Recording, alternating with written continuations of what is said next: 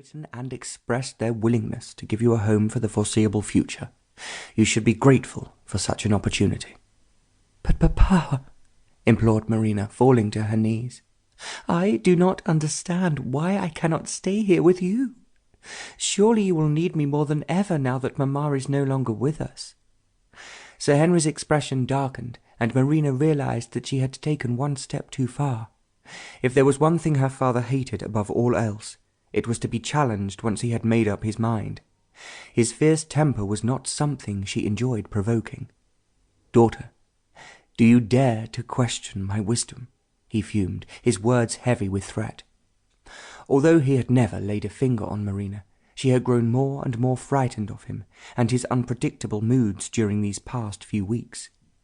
She had seen the way he snapped at the servants, even Frome, their butler, who had been her father's manservant long before he had married her mother, and how testy he was with Monty, the family dog. The poor, faithful, flat-coated retriever had found himself totally neglected by his master, and even now was being walked by Jonas, the footman, as her father appeared to have lost all interest in him. "No, Papa," she replied after a long silence. "Then I am glad to hear it. You will leave for France next Friday. I will make all the travel arrangements. Ellen, your maid, will be travelling with you as chaperone. It will not be seemly for a young girl to go alone." "Yes, Papa." "Very well. I have said all I wanted to. You may go." Marina slowly rose from the floor, feeling utterly miserable. She gave her father one last imploring glance, but he would not meet her eye. He stood by the window that looked out over Harley Street, and did not turn round. Sadly, Marina turned the brass beehive handle of the drawing-room door and left, her heart breaking all over again. "He dismissed me, as if I was no more to him than a servant," she moaned to herself as she climbed the stairs up to her room. "I do not know what I have done to deserve this." Waiting for her in the room was Ellen, who had been her nurse when she was a small child, and now that Marina was grown up, had stayed with the family, tending to her every need. Marina was not old enough to have a lady's maid, but Ellen performed most of the duties that one would have undertaken. "Oh, Miss Marina, you have been crying. What is wrong?" The motherly maid came rushing up to her as soon as Marina set foot inside the dusty pink bedroom. Ellen was Irish through and through, and did not think twice about hugging her young charge. "Come and sit down on the bed beside me, miss, and tell me what on earth has happened."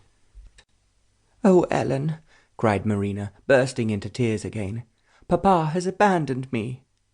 "There, there, what nonsense is this? You'll be missing your mamma, that is all." "No, Ellen, Papa does not want me any more. He has told me." "Your papa loves you very much, Miss Marina." "Then why is he sending me away to France?" Ellen pulled away from Marina with a look of horror on her face. "Surely you are mistaken. Your dear mamma has just left us. Why would he not want you by his side?" Marina's slender frame was shaking with sobs, her face wet with tears. "Nevertheless, it is true. He has just told me that I am to leave next week for the continent, and that you are to accompany me. He has not told you of his plans?" It was now Ellen's turn to look shocked.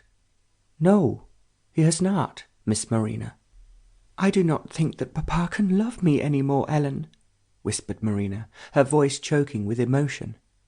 "Nonsense." "So then why is he sending me away?" Helen hugged her once again, a perplexed look on her broad, ruddy face. "That I don't know, Miss Marina. But, to be sure, he's not in his right mind, if you don't mind me saying." "Could he not have sent me to the country, even? We have many relations in Suffolk, and I should not have minded a long stay there. But France! I will not be able to visit Mamma's grave or see my friends. It is as if he is sending me into exile for looking like Mamma." She began to cry once more. "Perhaps Papa will change his mind," she sighed in between sobs. "Perhaps he will," replied Ellen. But no sooner were the words out of her mouth than Mrs. Baines, the housekeeper, knocked and came into the room. "Ah, Ellen, there you are. I have come to tell you that you will shortly be leaving for France with Miss Marina. Sir Henry has kindly given you permission to have the afternoon off."